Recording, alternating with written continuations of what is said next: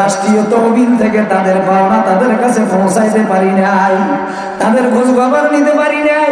সে আমাদের কারণে আল্লাহর আদালতে আমি ওমরের বিরুদ্ধে মামলা দায়ের করে আমার আসামি বানায়া ছাড়বে।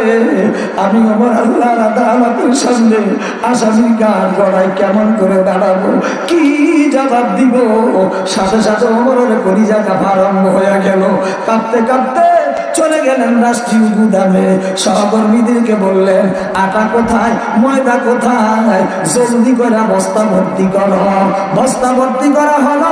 ওমর বললেন আমার সহকর্মীরা আটার বস্তা ময়দার বস্তা আমার মাথায় তুলে দাও। সহকর্মীরা বললেন রাষ্ট্রপতি আপনি আমাদের রাষ্ট্রপতি, আপনার মাথায় ময়দার বস্তা আটার বস্তা উঠবে এটা তো শোভা পায় না।